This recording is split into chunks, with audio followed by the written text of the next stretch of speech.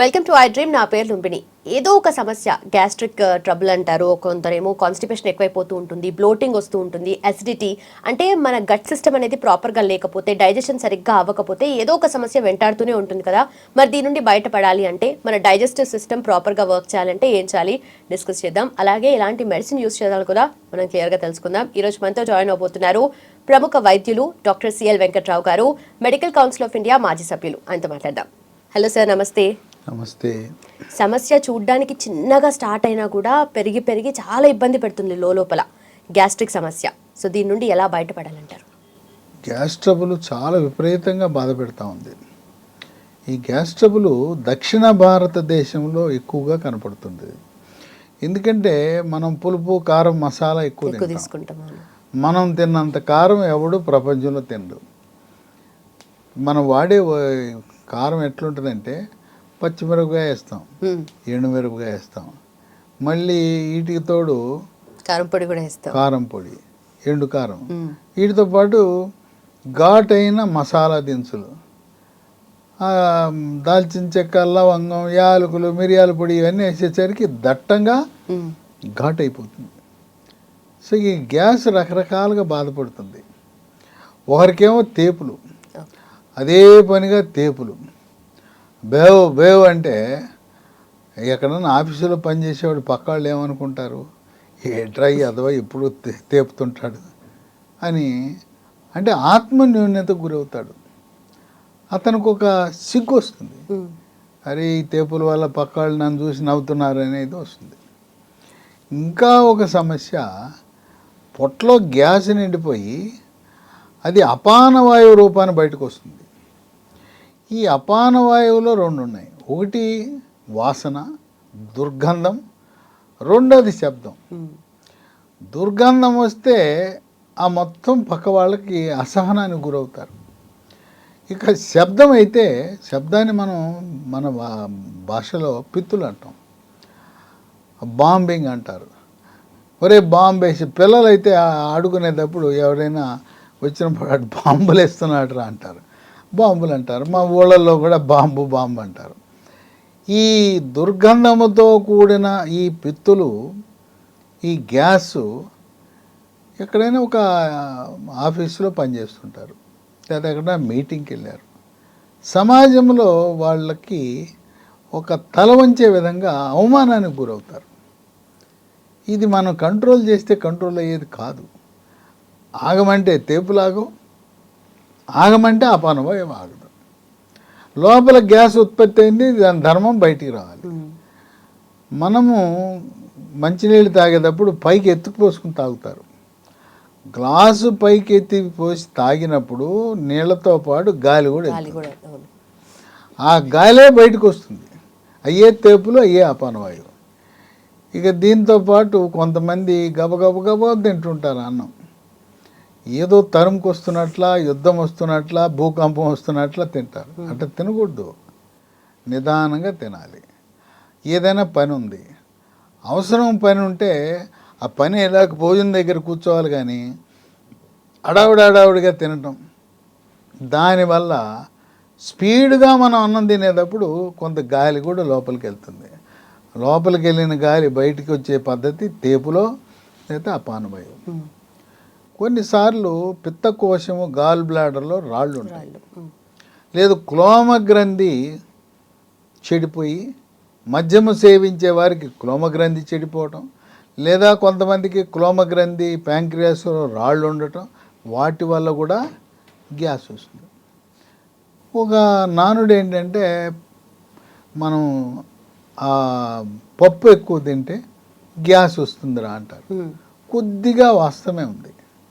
అధికముగా కందిపప్పు, పెసరపప్పు, శనగపప్పు తినటం వల్ల కొంచెం గ్యాస్ వచ్చే అవకాశం ఉంది, కానీ అట్లా అని చెప్పి వాటిని మానకూడదు. మనకు మాంసకృతులు స్థూలంగా శాకాహారులకు అందించేదే పప్పు దినుసు. ఆ పప్పును మానుకుంటే మనం ఎండిపోతాం. కనుక వీటితో పాటు మన పాలిట విలన్ లాంటివి అలవాట్లు, ధూమపానము, పొగాకు ఉత్పత్తులు, సిగరెట్టు, బీడి, చుట్ట, ఇక అయిపోయినాయి. ఆ శకం పోయి ఇప్పుడు వచ్చింది కొత్త తరం, గుట్కా, ఖైని, మాదక ద్రవ్యాలు, వీటి దెబ్బకు పొట్టలో గ్యాస్ నిండిపోతుంది. ఏ స్థాయికి నిండిపోతుందంటే పొట్ట నిండిన తర్వాత పొట్ట మీద కొట్టుకుంటే డమడమా డమడమా శబ్దం వస్తుంది. తబల మీద కొడితే ఎట్టటి శబ్దం వస్తుందో పొట్ట మీద కొట్టుకుంటే కూడా అటువంటి శబ్దం వచ్చే పరిస్థితి, అంత గ్యాస్ ఉబ్బిపోతుంది. తర్వాత వీడు నడుస్తున్నప్పుడు కొండ పొట్ట బాన పొట్ట అంటారు. ఏదో ఒక మగవాడు వీడి గ్యాస్ ఉండి పొట్టలో కొవ్వు ఉండి వీడు నడుస్తుంటే ఏదో గర్భవతికి ఎట్లా పొట్ట ముందుకు వస్తుందో బాన పొట్ట కుండ పొట్ట ఉంటుంది. అది మంచిది కాదు. కనుక ఇటువంటి గ్యాస్ ట్రబుల్కి రోజు మందులు మింగేస్తున్నారు. వెళ్ళటం ఇవ్వయా గ్యాస్ కొట్టం ఇవ్వంటాం తెచ్చుకొని వాడుతున్నారు. ఇవాళ చాలామంది నిద్ర లేవగానే గ్యాస్ కొట్టం వేస్తున్నారు. ఒకటేంటి ఈసోమోప్రజోలు, ప్యాంటోప్రజోలు, నానా రకాలు ఉన్నాయి. అయిన తర్వాత కాఫీ టీ తాగుతారు. అంటే దైనందిన జీవితంలో కాఫీ టీ కాకముందు పొరగడుపున ఈ గ్యాసు. ఇక రాత్రిపూట మందేస్తాడు. ఆయనకి తెలుసు మందేస్తే గ్యాస్ వస్తుందన్నారు. లేదా ఈ సిగరెట్లు తాగుతుంటారు. ముందు జాగ్రత్త డాక్టర్ సలహా లేకుండానే వేసేస్తుంటారు, గ్యాస్ కొట్టాలు వేస్తుంటారు. ఇక తర్వాత అసలు గ్యాస్కు మూల కారణం ఏంటి అని తెలుసుకోవాలంటే పిత్తకోశంలో రాళ్ళు ఉన్నాయా, క్లోమగ్రంథిలో రాళ్ళు ఉన్నాయా, క్లోమగ్రంథి చెడిపోయింది తెలుసుకోవాలంటే పొట్టకి అల్ట్రాసౌండ్ పరీక్ష చేయాలి. కొన్ని సందర్భాల్లో సిటీ స్కాన్ కూడా అవసరం ఉంటుంది. పిత్తకోశము చేదు తిత్తి వరకు అల్ట్రాసౌండ్ సరిపోతుంది. క్లోమగ్రంథి విషయాలు సమగ్రంగా తెలుసుకోవాలంటే అల్ట్రాసౌండ్లో మనకు తెలవదు, సిటీ స్కాన్ పరీక్ష చేయాల్సి ఉంటుంది. ఈ గ్యాసు జీర్ణాశయంలో పేగు పూత, పేగు రాపిడి, పేగు వరిపిడి అంటారు. దానివల్ల కూడా రావచ్చు. లేదు అక్కడ చిన్న పుండు ఏర్పడుతుంది. అక్కడ ఏర్పడే పుండుని అల్సర్ అంటారు, పెప్టిక్ అల్సర్ అంటారు. ఈ పేగు రాపిడి వరిపిడిని గ్యాస్ట్రైటిస్ అంటారు. దీనివల్ల కూడా గ్యాస్ వస్తుంది. అన్నవాహిక జీర్ణాశయం కలయికలో కవాటం ఉంటుంది. ఆ కవాటము మద్యపానము సేవించే వారికి, ధూమపానము, పొగాకు ఉత్పత్తులు సేవించే వారికి లూజ్ అయిపోతుంది. సాధారణంగా ఈ అన్నవాహికలోంచి వెళ్ళిన ఆహారము ద్రవం కానీ ఘనం కానీ కిందకి వెళ్ళాలి.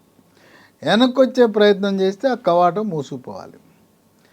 టైట్గా బట్టలు వేసుకున్నా, గట్టిగా ఈ బెల్ట్ పెట్టినా, లేదా స్థూలకాయము భారీకాయం ఉన్నా అది లూజ్ అయిపోతుంది. అన్నవాహిక జీర్ణాశయం కలయికలో ఉన్న కవాటము లూజ్ అయిపోయి వెనక్కి రివర్స్ డైరెక్షన్లో వెళ్ళకూడని ఆహారము, వెళ్ళకూడని హైడ్రోక్లోరిక్ ఆమ్లం పైకి వచ్చేస్తుంది. అన్నవాహికలోకి హైడ్రోక్లోరిక్ ఆమ్లం వచ్చిందంటే ఇక మంట, తీవ్రమైన మంట. దీన్ని ఇలా వెనక్కి వచ్చే ప్రక్రియని గెరడు అంటారు. గ్యాస్ట్రో ఇసోఫేజియల్ రిఫ్లక్స్ డిసీజ్ వైద్య పరిభాషలో. కనుక ఇది ఈ కవాటము సక్రమంగా పనిచేసేలా చూసుకోవాలి. ఆహారపు అలవాట్లు మార్చుకోవాలి. సకాలంలో ఆహారం తీసుకోవడం చాలా ముఖ్యం. ఎప్పుడు తినాలి? ఉదయం 8-9 గంటల మధ్యలో టిఫిను, మధ్యాహ్నం 12 గంటలు 1 గంట మధ్యలో భోజనము, సాయంత్రం 4-5 మధ్యలో ఏదో ఒక అల్పాహారం తీసుకోవాలి. ఇదే చాలామంది చేయం. ఏదో ఒక కప్పు కాఫీయో టీయో తాగేస్తాడు. తప్పకుండా అల్పాహారం తీసుకోవాలి. పండ్ల ముక్కలో, మజ్జిగో, ఏదో ఒకటి, లేదు శనగలో, పచ్చి బఠానీలో నానబెట్టి ఉడకబెట్టి కొంచెం తాలింపు వేసుకుని తినటం. రాత్రి 8-9 గంటల మధ్యలో భోంచేయటం. ఇవాళ మిడ్ నైట్ బిర్యానీల సంస్కృతి. 12 గంటల తర్వాత మిగిలిపోయినాటిని, నిల్వ ఉన్నాటిని అన్నింటినీ వాడు పారేయకుండా రేటు తగ్గించి స్టార్ హోటల్లో స్టార్ పెట్టి మిడ్ నైట్ బిర్యానీ రండి మా దగ్గర మిగిలిపోయిన సరుకులు ఉన్నాయి, మీరు తినిపోండి అని యువతను ఆకర్షిస్తున్నారు. అంతా కుర్రోళ్ళు చేరతారు. ఆ చేరికి అది మొదలు పెడతారు. 12ంటికి మొదలుపెట్టి 2-3 దాకా తింటానే ఉంటారు.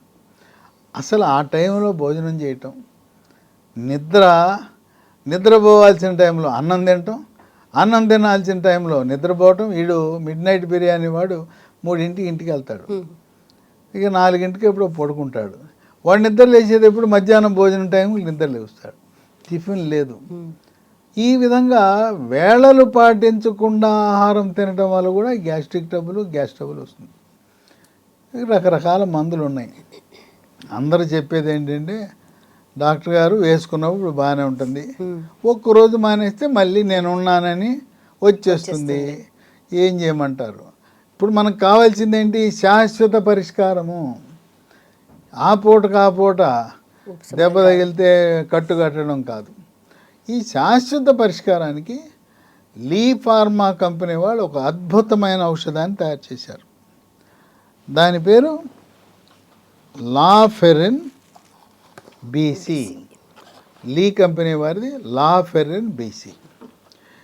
ఇదేంటంటే ఇసమప్రజోల్ అనే మందుని పరగడుపున, ఇంకా తీవ్రంగా గ్యాస్ ట్రబుల్ ఉంటే రాత్రిపూట కూడా ఇసమప్రజోల్ 40 మిల్లీగ్రాములు వేసుకుని, దాంతోపాటు ఈ లాఫెరిన్ బీసీ ఉదయం టిఫిన్ తర్వాత ఒకటి, రాత్రి భోజనం తర్వాత ఒకటి, ఒక 3 నెలల పాటు ఇసమప్రజోల్ ఏమో పరగడుపున, లాఫెరిన్ బీసీనేమో టిఫిన్ తర్వాత 3 నెలలు వాడితే శాశ్వత పరిష్కారం లభిస్తుంది. కానీ నేను నా అలవాట్లు మార్చుకోను, నేను మందు మానను, నా యొక్క గుట్కా మానను, పొగాకు ఉత్పత్తులు లేకుండా నేను ఉండలేను అంటే ఏమి లాభం? ప్రయోజనం ఉండదు. సిగరెట్ మానండి, మందు డ్రింక్ మానండి. మానిన తర్వాత ఈ 3 నెలలు వాడితే ఈ రెండింటినీ వాడి అనేక మంది వేల సంఖ్యలో ఉపశమనం పొందారు. ఎన్నో మందులు వాడాం, మార్కెట్లో రకరకాల మందులు వచ్చినాయి. ఎన్ని మందులు వాడినా ఈ లాఫెరిన్ లేకుండా అవి వాడితే వాడినప్పుడు తగ్గుతుంది, మళ్ళీ కానీ మళ్ళీ నేనున్నానని మళ్ళీ ప్రత్యక్షం అవుతుంది. ఇప్పుడు పొట్టలో పుండు ఉందా అని తెలుసుకోవాలంటే గ్యాస్ట్రోస్కోపీ అని పరీక్ష చేస్తారు. ఇది అందరికీ అవసరం అంటే అవసరంలా. ఇది ఎవరికి అవసరం అంటే 45 ఏళ్ళు 50 ఏళ్ళు దాటిన తర్వాత బరువు తగ్గి క్యాన్సర్ అనుమానం ఉంటే గ్యాస్ట్రోస్కోపీ తప్పనిసరి. లేకపోతే గ్యాస్ట్రోస్కోపీ లేకపోయినా పర్వాలేదు. గ్యాస్ట్రోస్కోపీ అంటే లైట్ అమర్చిన సన్నటి పైపుని నోటి ద్వారా అన్నవాహిక ద్వారా జీర్ణాశయంలో ప్రవేశపెట్టి లోపల పుండుందా, రాపిడుందా, ఒరిపిడుందా, క్యాన్సర్ ఉందా అని తెలిపే పరీక్ష. అది అందరికీ అవసరం లేదు, ఇది వాడుకోవచ్చు. ఇది కొత్తగా వచ్చిన మందు, అందువల్ల అన్ని మందుల షాపులో దొరకట్లా. దీన్ని పొందాలంటే అమెజాన్లో ఆర్డర్ పెట్టుకోవచ్చు, లేదా కంపెనీ లీ ఫార్మా వాళ్ళ వెబ్సైట్ ఉంది, leehealthdomain.comలో ఆర్డర్ పెట్టచ్చు. ఇవన్నీ మాకు తెలవదండి అంటే ఓ 3 ఫోన్ నంబర్లు ఇస్తా, వాళ్ళకి ఫోన్ చేయండి. ఫోన్ చేస్తే మీ ఇంటికి కొరియర్లో పంపిస్తారు. నంబర్లు ఏవంటే 9100107480 9100010748. రెండో నంబరు 8977030218. మూడో నంబరు 9502897374. ఇవన్నీ కూడా మీకు మందులు లభించే నంబర్లు. ఇంకా మీకు ఎన్నో అనుమానాలు ఉంటాయి, నాతో మాట్లాడాలన్నా నా నంబర్లు ఇస్తాను, ఫోన్ చేయండి, మీ అనుమానాలు నివృత్తి చేసుకోండి. నా నంబర్లు 9848055806 9848055806. ఇంకో నంబరు, 2 వాట్సాప్ నంబర్లే, 9866308414. ఫోన్ చేయండి, నేను ఖాళీగా ఉంటే మీతో మాట్లాడతా. ఒకవేళ బిజీగా ఉన్నాను వాట్సాప్లో పెట్టేయండి, మీకు సమాధానం చెప్తాను. ఏ అనుమానం ఉన్నా, కొంతమంది జనరిక్ మందులు వాడుతున్నారు, ఆ కంపెనీ మంచిదా లేదా అని అనుమానం, లేదా మీకు ఏదో ఆరోగ్య సమస్య వచ్చింది, ఎవరి దగ్గరికి వెళ్ళాలి, ఏ స్పెషలిస్ట్ దగ్గరికి వెళ్ళాలి, ఏ హాస్పిటల్కి వెళ్ళాలి, ఎక్కడ మంచి వైద్య సేవలు అందుబాటులో ఉంటాయని అనుమానం ఉంటే లేదు ఆరోగ్యశ్రీలో కవర్ అవుతుందా లేదా అని. ఇవన్నీ మీకు అనుమానాలు ఉన్నప్పుడు నన్ను సంప్రదించండి. నా వంతు కృషి మీ యొక్క అనుమానాలకు నేను సమాధానాలు చెప్పడానికి ప్రయత్నం చేస్తాను. మాట్లాడలేకపోయినా కనీసం వాట్సాప్లో మీకు ఏదో టైంలో దానికి సమాధానం చెప్పడానికి నా వంతు నేను ప్రయత్నం చేస్తాను. Right sir. Done sir. Thank you so much and thanks for your time.